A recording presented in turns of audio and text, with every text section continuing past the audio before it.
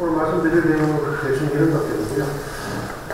저희가 대중공사 30년 동안 서울 시내 가운데 안에서 이제 택지개발이나 주택건설 사업을 진행하는데 그동안 이제 주택건설 한 31만 호 정도 공급을 하고 택지개발 사업을 20제곱킬로미터 그게 이제 뭐 도시개혁 시설이나 뭐 이런 사업을 좀 해오고 있습니다. 저희들이 지금 도시 재생과 관련해서 또 SH공사가 이제 주요하게 추진하고 있는 사업들이 이제 제가 오늘 소개해드릴 구백시티하고 그 다음에 이제 매입주택이나 노인임대주택 단지의 시설 개량하는 공간복지사업, 그 다음에 아까 이제 또 관련 설명해 주신 도시재생 공기 이런 것들을 하고 있고 또 앞으로 공공재개발, 공공재건축 분야에서 또 많은 일들을 할 것으로 이제 생각됩니다. 공간복지사업은 이제 노인임대 아파트에 이제 이용이 되지 않는 공간들을 필요한 공간들을 다시 개선하는 작업. 그 다음에 저층 밀집 주거지의 매입 임대주택 이것을 청년들의 손으로 청년들의 아이디어로 그들이 필요한 시설을 이제 바꾸는 작업들 이런 작업들을 하고 있고요. 뭐 도시재생 뮤지 사업을 하시는 바와 같이 아남 캠퍼스 사업이나 공동임대 재생 사업은 도시재생 뮤지 사업 이런 것들을 진행을 하고 있습니다. 이제 오늘 컴팩시티에 대해서는 저희들이 이제 사실은 도시재생의 관점보다는 집에 대한 걱정 때문에 발굴되는 사업이고요. 현재 이제 대한민국이 코로나 다음으로 이제 가장 중요한 이슈였는 게 집입니다만, 어찌됐든 컴팩시티 사업도 집에 대한 문제에서 시작을 했습니다. 그동안 이제 아까 말씀드린 20제곱킬로미터의 택지개발 사업은 보시는 이제 빨간 점으로 이제 표현을 했습니다만, 도시 외곽 지역의 이제 녹지를 이제 택지개발을 통해서 개발하고 난 다음에 그것을 이제 공공주택의 건축 부지로 이렇게 활용했습니다. 그러다 보니까 여러 가지 이제 네거티브 영향들이 나타나는데 20제곱킬로미터의 시가지를 만들었다는 얘기는 역으로 이야기하면 20제곱킬로미터의 녹지나 농지가 이제 없어졌다는 얘기하고 똑같은 거죠. 그 다음에 이제 도시가 자꾸 외연적으로 확장이 되다 보니까 여기에 대한 교통 인프라든지 또 학교 같은 사회적인 인프라는 이제 어떤 균형 잡힌 공급의 이제 케이스보다 그때 필요에 의해서 이제 또 이렇게 설치가 되고 또 그로 인해서 이제 비효율적인 공급. 무슨 얘기냐면 10만 명당 하나가 필요한 공공시설이 1000명이 살고 있는 택지개발 지구에도 또 필요하다고 주장들을 하시거든요. 이제 그런 문제들. 그 다음에 이제 원거리 통관에 따른 어떤 통관의 삶의 질 저하 이런 문제들이 있었다고 생각을 합니다. 그런 다음에 서울 시내는 이미 2010년 이후부터 인구가 줄어들고 어떤 통계를 보니까 2034년 되면 800만 명부터 이렇게 증가합니다. 그럼에도 불구하고 이제 1, 2인 가구가 분화되면서 가구 수는 오히려 증가되고 있는 것을 볼 수 있고요. 중요하게 이제 1, 2인 가구가 50%로 상회하는 1, 2인 가구 중심의 이제 가구 형태로 변화가 되고 있다라고 말씀드릴 수가 있겠습니다. 원래 토지라는 것이 이제 한계성이 있는 자원입니다만, 특히나 이제 서울시는 또 행정구역이라는 또 가운데가 있고요. 이제는 택지 개발할 가용 자원이 거의 공간이 됐다라고 말씀드릴 수 있습니다. 여기 연평균 성장률이 17%라고 되어 있는데 이것은 사실은 일정 기간 동안에 이제 성장률을 이야기하는 것이고, 실제적으로 2010년 이후에는 거의 급락하다시피 했죠. 저희들이 지금 택지개발 사업으로 예정하고 있는 게 이제 강남구의 이제 포지구, 우룡마을이라든가, 그 다음에 서초동은 이제 방배지구, 여기는 이제 그런 멜트가 아닙니다만, 그것이 이제 사실상 마지막 택지지구였다고 생각할 수 있습니다.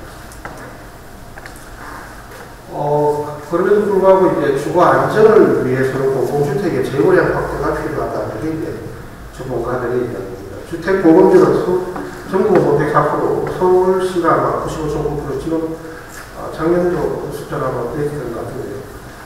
그런 반면에 지금 전체 임대주택 재고율은 좀 10% 언저리에서 왔다 갔다 하는 것 같습니다. 서울시 같은 경우는.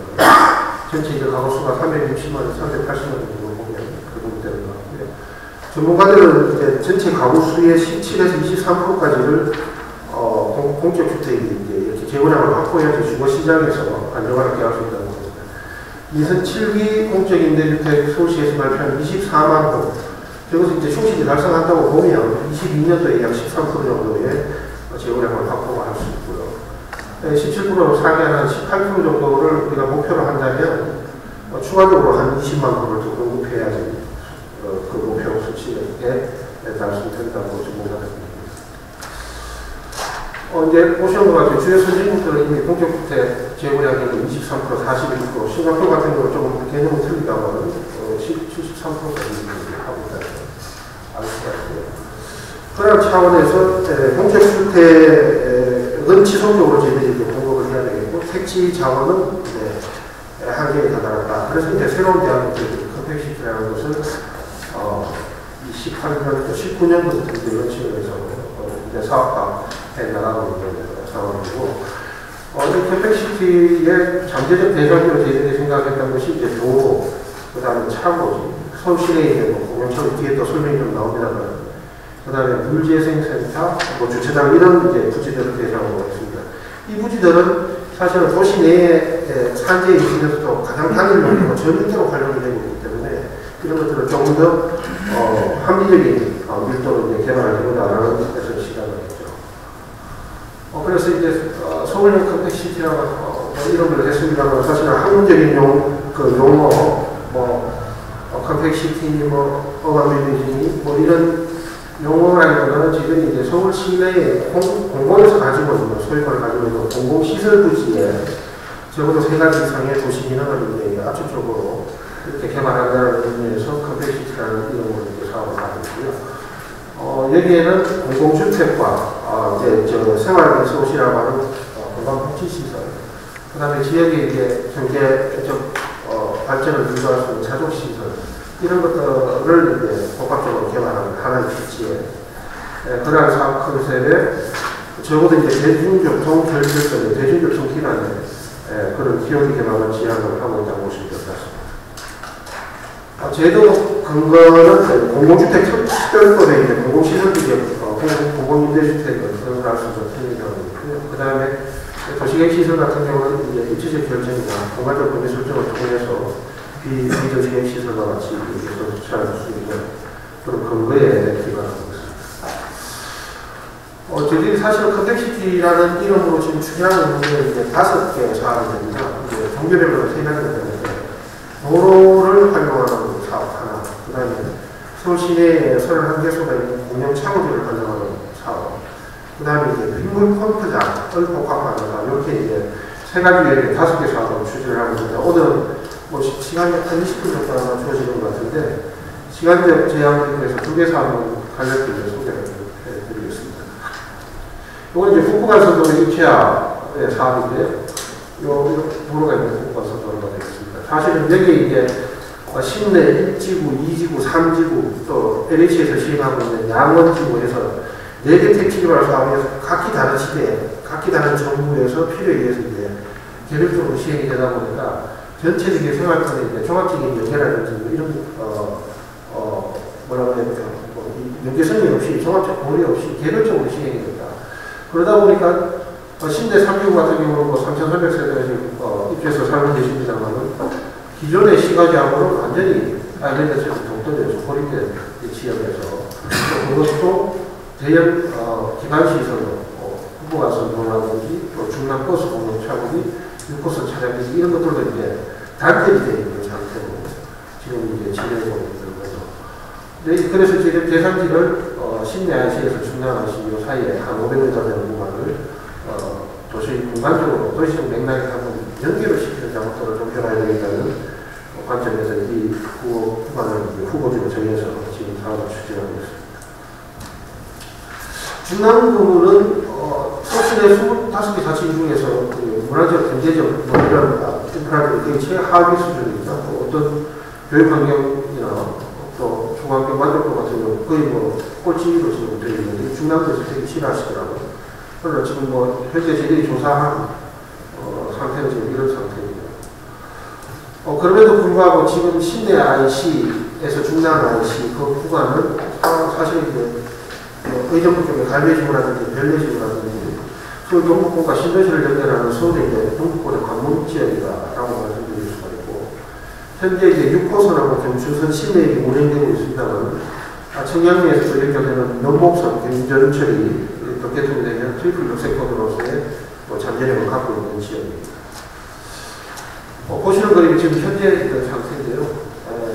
3지구가 북부간선도로와 중간에 대고서 보면 차고지 있는 지역 시내 차량 기준을 위해 떨어져 있고 이쪽에 이제 기존시가지가 왼쪽으로 이루어져 있는데 여기에 도시 민감적인 공간을 좀 연결을 하고 이 시대가 필요로 하는 청년이나 신혼부부를 위한 주택을 좀 공급을 하고 또 이 지역에 아까 문화적 경제적으로 열등한 그런 인프라를 갖다가지고 추가적으로 보강을 해서 이 중랑구라는 지역을 경제적, 문화적으로 좀 양호한 지역으로 주민들의 삶의 질을 제고시키는 사업을 해야 되겠다라는 목표로 이제 19년도에 국제설계 공모에 이 지역을 붙였습니다.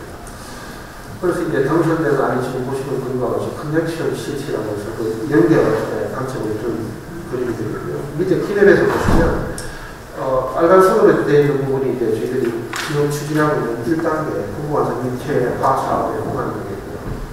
그 주변으로는 현재 있는 그 중남 공영 차고지, 또 아래쪽에 6호선 버스 차량 기지까지를 아우르는 장기 발전 구상을 저희들이 마스터 플랜으로 제안을 해달라고 요구를 해서 받은 중입니다. 그래서 지금 보시면 이 아파트가 대연된 삼각형의 이 땅은 북부간선 도로를 보시는 그림처럼 이제 커버링을 해서 그 상부는 공대지 상부는 공원으로 조성을 하고 남북 방향에 행복주택을 배치를 하고 그 아래쪽에 좀 남는 부지는 그 지역에 필요한 자족시설을 공급하는 그런 컨셉으로 지금 계획이 되어 있고요. 나머지 이제 중남 공영 차고지 쪽은 아직 뭐 확정된 계획은 아니고 단순하게 이제 제한된 사항입니다만 시내를 중심으로 하는 복합 산업지역 또 아래쪽에 차량 기지는 대규모 녹지축과 첨단 산업지역으로 이렇게 제한이 되어 있는 상태입니다. 북부간선 도로를 우선 아까 말씀드린 바와 같이 이제 터널화를 시키고 그 위를 이제 개방된 공간으로 조성을 합니다. 그래서 저희들이 이제 이것은 아파트에 부속된 정전 공간이 아니라 주변 일반 시민들이 자유롭게 사용할 수 있는 도시계획 시설로서의 공원을 이제 조성을 하려고 하고요. 도로에 이제 인위적으로 이 터널화를 만들다 보니까 이제 주변 지역까지 단차가 너무 생깁니다. 차량이 통과할 수 있는 커리어에서 4.5m 정도. 그 위에 각종 이제 사이니지라든지 이런 것들이 들어가게 되면 한 6.5m 정도의 높이가 필요하고, 공원을 설치를 하려다 보면 또 식물들이 생장할 수 있는 특정한 토심이 또 필요하고, 이렇게 해서 주변과는 대략 한 10m 정도의 단차가 생깁니다. 그것을 또 자연스럽게 이렇게 보행 통로를 연결하기 위해서는 저희들이 스택형의 계단형 건축물을 주변으로 이렇게 계단형으로 건축물을 해서 이 공간들을 이제 생활 SOC로 활용하는 건축 제안이고요. 단면으로 보시면 이런 거죠. 아래쪽에 지금 현재 다니고 있는 북부간선도로를 커버링을 하고 그 주변에 단차가 생기는 부분들은 생활 SOC를 다니고 상부는 공원으로 조성합니다. 지금 여기 있습니다. 다양한 보시면 이렇게 그 전면에서 보시면 이렇게 이제 스펙트의 건물들이 이렇게 쭉 설치가 돼서 여기에 이제 각종 주민들이 필요한 그런 편의시설들이 위치를 하게 되었습니다. 주민들이 필요한 주민 편의시설이 뭔가 라는 것을 이제 저희들은 확인하기 위해서 사실은 주민협의체라는 걸 구성을 해서 정기적으로 이제 회의를 하게 되는데 어떤 분들은 어떤 할머니를 그러시더라고요. 우리 너희 분들 당구 좋아하니까 당구장 필요합니다. 이렇게 직접적인 말씀을 하시는데 어쨌든 2030 서울 생활권 계획에서 필요로 하다고 이야기하는 주민 편의시설과 그다음에 주민들의 의견을 담아서 저희들이 이제 시설을 확정해 나가는 거고요. 지금 거론되고 있는 시설들이 문화예술센터, 그다음에 다목적 체육관, 또 공공도서관, 또 1인 유튜버를 위한 스페이스 이런 공간들이 필요하고 또 주변에 신혼부부들을 위한 어린이집이라든지 이런 것들도 공간 프로그램에 저희들이 포함시키기 위해서 최종 작업을 하고 있습니다. 도로에 짓는다 그러니까 어떤 분들이 그런 걱정을 상당히 많이 했거든요. 도로에 차량이 주행을 하면 그로부터 나오는 소음이라든지 진동 이런 것들에 대해서 중앙경이 과연 확보가 될 수 있느냐. 그래서 이제 그런 부분에 대해서도 저희들이 아이디어를 좀 요구를 했는데 이 당선된 설계자는 이제 이런 아이디어를 이제 내는 겁니다. 도로를 터널화해서 공원화하는 구조물 하고 아파트를 짓는 구조물하고는 분리를 시킵니다. 그래서 원천적으로 진동 자체가 전달이 안 되게끔 자연지단 상태에서 R10%를 세워놓고 위에 이제 네가트로스를 걸치죠. 그렇게 해놓고는 위에 주택을 전청하는 방식인데 저렇게 하다 보니까 이제 경량화가 필요했을 테고 그래서 이 트러스 위에 이제 설치하는 것은 모듈러 주택으로 제한이 되어 있습니다. 그래서 모듈러 주택이 이제 제한서에 따르면 RC주택 대비 하중은 60% 정도가 되면서 한 40% 정도 생각이 된다고 하고요. 또 더군다나 이제 전체적인 탄소 배출량은 한 40% 정도, 뭐 26%에서 31% 뭐 이렇게 이제 중요합니다. 어찌됐든 뭐 이런 형태의 주택들에 제한이 되어 있습니다. 그래서 북부간선 도로라는 공공시설을 저희들이 이용해서 단절된 생활권을 연결을 시키는데 그 연결시키는 인공대지를 공원으로 조성해서 시민들께 돌려드리고 그 주변에 만들어지는 새로운 공간들을 생활연수시와 자족시설로 이렇게 공급함으로써 열악한 경제적, 문화적 인프라를 보강을 하고 거기에 청년이나 시공부 주택이 들어옴으로써 젊음과 활력이 넘치는 새로운 공간으로 재창조한다. 이게 이제 북부간선도로 2차 사업의 큰 모토가 되겠습니다. 그래서 여기에는 한 990호 정도의 주택이 들어가게 되고 생활연수시 시설로 11,500 연면적인 경우 그 정도가 반영이 될 것 같고요. 그 다음에 자족시설 용도로 대지 면적 기준으로 9,000제곱미터 정도의 시설이 이제 들어갈 것 같습니다. 다음으로는 이제 시내버스 공영 차고지 제화 사업인데요. 저희들이 시내버스 차고지는 지금 장지 번역 공영 차고지하고 항공 번역 공영 차고지하고 두 군데를 시행을 하고 있는데 오늘은 이제 장지 번역에 대해서 이제 사례로 설명을 드리겠습니다. 사실은 이제 그 시내버스 공영 차고지는 아마 90년대 후반 정도 됐을 건데 이번에 이제 국회의원 되신 윤준병 의원님이 그 대중교통 관련을 하신 시절에 버스 노선을 이제 공영화가 이제 중요한 서울시 교통정책의 선택이 되면서 공영 차고지를 이제 건설을 하게 되는데 그때 당시에 이제 버스라는 게 사실은 이제 버스 종점이 일종의 버스 종점이 이제 비종점의 역할을 하기 위해서는 시가지 맨 끝단에 이제 설치를 했었습니다. 그렇게 해서 이제 11개소가 시의 정책 사업으로 이렇게 설치가 됐었고, 나머지는 이제 기존의 운수의 회사들이 주거지에 자기네들 종점으로 쓰고 있던 것들을 소시가 매일 한 개 20개소 정도가 됩니다. 그래서 이제 31개소가 되고 있는데, 이게 이제 처음에 의도는 외곽 지역에 이제 건설했는데, 그 다음에 이게 이제 보시면 이제 개발자 구역 합리화하는 이런 것들이 나오면서 사실은 시가지가 이제 좀 바깥쪽으로 이제 확장이 되는 거죠. 그래서 주변에 이제 택지 개발로 화되는 바람에 이 자동차 종점이라는 게 주거지 한복판에 있는 역할이 생기다 보게 되고 그런 도시 확장 과정에서 이제 그런 시설이 이제 전락이 되고 그래서 여러 가지 민원의 공산이 되기도 하고 또 그 시설들이 이미 20년이 넘어서 또 차량의 동력 온도 또 수소나 전기나 이런 것들이 바뀌게 되고 해서 사실 개선이 좀 필요했던 거죠. 그래서 여러 가지 항목적으로 가지고 지금 하는 사업이라고 보시면 될 것 같습니다. 그래서 이제 아까 그런 역사적 흐름 속에서 이제 버스 차원이라는 것이 이제 주민들에게 설문조사를 좀 해봤죠. 그랬더니 버스 종점으로서의 편의급조 주민들이 이렇게 좋게 생각을 합니다. 또 내가 편하게 버스를 타고 다니고 할 수 있기 때문에. 그런 반면에 이제 아무래도 버스가 이렇게 대략으로 300대 정도 왔다 갔다 하니까 소음이라든지 예연이라든지 특히 야간에 뒷공개 이런 것들이 이제 주민들의 생활에 불편하다고 호소를 하는 것입니다.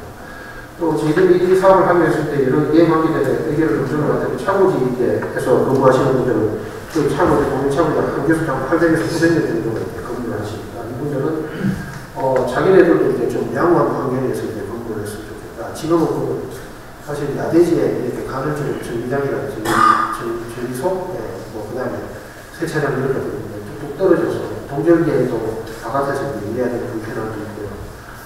그렇게 해서 근무 환경이 좀 개선이 좋겠다라는 이야기를 하시고 이 차고지 내에 이제 그 CNG 충전소는 사실은 이제 차고지가 운영하는 게 아니라 절대 가스 공급 없잖아요. 개별 영업시설을 운행을 하고 있어서 이런 것들에 대한 불만들이 있었고 또 이제 서울시의 차고지 관리하는 주차계획 관한 또 주택을 건설해야 되는 공공주택 관한 또 이 지역에 있는 가면 같은 데 방송부가 되고 또 장기적으로 송파구가 되겠습니다. 각구에서 또 필요한 그런 편의시설들을 또 요구하게 됩니다. 그래서 이러한 이해관계자들이 복잡한 요구들을 좀 받아내야 되는 것이 사실 어려움이 있습니다만 어떤 기왕에 시작한 사업이니까 이런 것들을 어느 정도 만족시키기 위해서 저희들이 최선을 다하겠다는 말씀을 드리고요. 그렇게 해서 지금 노후화되어 있는 또 동력원이 바뀌어야 되는 차고지를 현대화, 스마트화 시키고 그것을 지하와 내지는 건물화 하면서 만들어지는 옥상이나 운동데크, 일반 운동데크를 도시 숲원으로 만들어서 주민들께 선물드리고 또 그렇게 해서 만들어지는 새로운 공간에 이 시대가 필요로 청년과 대학생을 위한 신주택, 그 다음에 생활편의시설 이런 것들을 이렇게 같이 넣고자 한다. 그렇게 해서 지역의 발전을 이끌어내는 마중물 사업으로 이제 우리가 시행을 하려고 한다라는 컨셉으로 국제성립 공부를 해서 이렇게 내보냈습니다. 그러면서 이제 주변의 예들을 잠깐 설명을 드리면 아까 말씀드린 것 같이 이게 예전에 장지 택지계가 지금 안에 있는 차고지였어요. 장지가 이쪽인데 여기 이제 택지가 사람이 완료가 됐고 그때는 이 외곽선하고 건너편에 있는 땅이니까 이쪽이 아마 주거지하고 분리된 공간으로 적절했을 겁니다. 근데 이쪽 부분이 이제 미래사업지구로 대단히 개발이 되다 보니까 거대한 주거단지 속에 계속 들어가요. 이렇게 보시는 것 같아요. 평면적으로 지금 쓰고 있는 거 이런 시설이 되죠. 여기에는 이제 세계 우수에서 340개의 버스가 전환되고 있습니다. 네. 오른쪽으로 또 외곽선으로 보셨고 그렇게 되면서 보시는 것과 같이 주변이 이제 전체 아파트 단지로 바뀌면서 내만 단층적으로 평면적으로 이용되는 공공시설로 나가 있었고요. 공모 결과 이제 당선된 안이 이제 초저층, 숲라는 이게 아까 이제 보시면 장지층, 미래 쪽에 있는 장지층 쪽으로 이제 개발된 이런 이제 오픈스페이스를 주면서 생활의 소식을 배치한 이런 그림이 이제 당선이 되었습니다. 이 모양에서 잠깐 보시는 바와 같이 얘가 이제 고립된 아일랜드처럼 되어 있다 보니까 주변에 이제 계획 단면이 들어서 있지 않겠습니까? 그쪽에서 이제 흘러나오는 녹지축이라든지 수변축과 연결하는 이런 공원들을 이 사이트에다가 설치하겠다. 그래서 이 축을 연결해주는 개방된 공간으로 활용하겠다는 중요한 컨셉이 하고 있고 거기에는 이제 버스 종점이라는 대중교통 전철을 이용한 TOD대가 그 다음에 생활의 소식을 거기다가 접촉을 해주는 것 그 위에 남아있는 공간을 공원으로 녹지축을 연결하는 것 그 다음에 행복주택을 주는 것 이렇게 해서 여러 가지 다양한 도시계획을 들어가는 컴팩시티 계획안이 제안이 됐습니다. 차고지 자체를 이제 지하화하고 거기에서 만들어진 2층, 3층까지는 이제 생활의 소식을 들어가면 그 위에 만들어진 옥상 부분을 이제 공원으로 조성을 하고 그 아래쪽 사이에는 완충 공간과 전위 공간의 개념으로 생활의 소식을 집어넣는 그런 계획이고요. 생활의 소시는 수영장, 사우나, 피트니스 파크, 체육관, 문화센터, 도서관 이런 우리가 이런 만들어도 주민들이 잘 활용할 수 있을 것 같은 시설들 약 8천 조금 넘을 것 같습니다만 연면적 8천 정도의 규모를 만들어가고 합니다. 이 8천이라는 규모 사실은 이렇게 비교 대상이 없으니까 저는 감을 안 하는데 우리가 보통 지금 각 동에 예전에 동사무소라고 하는 것들이 지금 문화교실을 할 수 있는 그런 스페이스하고 그 다음에 지역의 조그만 도서관까지 이제 합쳐서 이제 통합 행정타운으로 바뀌게 되는데 그런 자치센터 하나가 연면적이 한 3천에서 4천 정도 되거든요. 그러니까 그걸로 비교하시면 어느 정도 규모를 한번 가늠해 보실 것 같습니다. 그렇게 해서 이 차고지라는 것도 사실은 이제 주택가의 한복판에 남아있던 노출되어 있던 그런 버스 종점은 시설의 현대화, 그 다음에 그것을 지하화해서 고립되어 있던 것을 개방된 공원으로 조성을 시키고 거기에 청년주택이나 수목구를 위한 행복주택을 설치를 하고서 환경이 넘치는 새로운 공간으로 설계한다. 이것이 좀 중요한 사업 컨셉이 되겠습니다. 근데 이러한 이제 그 전적인 다른 필지를 저희들이 이런 사업을 한번 많은 돈을 들였습니다. 어떤 효과가 있는가? 저희들이 이제 아까 말씀드린 국공화성도 입체와 그 다음에 장지 강인 입체 사업에 전체 한 8,500억 정도가 이제 소요가 되는데 이제 저희들이 그것들을 효과를 한번 개량화 시킬 수 있는 건 몇 가지 정도인데, 저희들이 그렇게 함으로써 조성되는 공원이 약 5만 2천 정도가 됩니다. 이것이 축구장 기준으로 하면 국제규모로 보면 7개 규모 정도가 되는 거고요. 서울시가 이제 OECD 주요 국가들에 대해서 일단 공원들이 많다는 것을 알려져 있는 사실입니다. 공원을 만들기 위해서 이제 그냥 보상이라든지 토지 매입이라든지 이러한 절차가 없이 가지고 있는 토지를 잘 활용을 해서 이만한 규모의 공원을 조성을 할 수가 있다. 그 다음에 아까 말씀드린 바와 같이 집은 필요한데 직접 땅이 없는 상태에서 대안적으로 찍어서 이러한 것은 3개 지구만 하더라도 한 2,700호, 3,000호가 가는 집을 공원을 할 수가 있고, 이건 이제 청년이나 신공주택이나 규모가 좀 작습니다. 그것을 설치를 할 수 있다. 그 다음에 아까 말씀드린 바와 같이 주민들이 필요한 그런 주민 편의 시설들이 약 4만 8천 정도. 아까 제가 동사무소 규모를 말씀드렸습니다. 이 정도의 시설들을 공급할 수 있다. 아니면 대량화된 시설들이 효과가 되겠습니다. 이런 사업들을 하다 보니까 몇 가지 이제 좀 걱정스러운 부분들이 있고, 앞으로 해결해야 될 부분들이 있는데, 시설물의 관리 및 규정하는 주체에 관한 사항입니다. 지금은 사실은 도로 관리하는 부서 따위고, 공원 관리하는 부서 따위고, 집 관리하는 기관이 따로 있는데, 이것이 한 자리에서 수직적으로 이렇게 같이 배치가 됐을 때, 과연 거기 인터페이스 되는 부분의 시설들을 어떻게 볼 것이냐. 예를 들어, 북부간선 도로를 관리하는 사람의 입장에서 봤을 때는 내가 그냥 온전히 성소된 지역의 도로만 관리해서 있는데 그 위에 이제 터널이 하나 생기지 않습니까? 그 터널을 도로 관리청에서 할 거냐, 아니면 그 터널을 파운데이션으로 쓰고 있는 주거 부분에서 관리를 할 거냐. 이런 부분들이 이제 걱정스럽고. 그래서 앞으로는 이제 통합해서 이제 관리할 수 있는 조직이나 체계가 만들어져야 되지 않습니까라는 생각을 해보게 됩니다. 그 다음에 이제 목적 분별 비용 부담 주체에 관한 게 지금은 아까 이제 말씀드린 것과 같이 세계 지구에 여러 가지 이제 기능을 포기되고 또 이제 도시적 맥락에서 필요한 시설들을 넣습니다만 이제 주택의 입장에서 보면은 약 2,700호의 주택을 만드는데 8,500원이 된다. 뭐 이렇게 오해하실 수가 있는 거거든요. 근데 그렇다면 이것은 차고지라는 것은 이미 이제 노후화돼서 또 계량을 해야 되는 시설이면 그것은 이제 교통회계에서 또 현대화되는 비용을 사업비를 부담을 해주면 오로지 이제 주택에 대한 부담은 다른 인사 사업과 크게 다를 바가 없는 비용을 할 수 있다는 거거든요. 그래서 각 시설비원의 비용 부담 주체가 좀 명확히 해주면 불필요한 오해는 이런 오해는 없을 수 있다는 생각을 하거든요.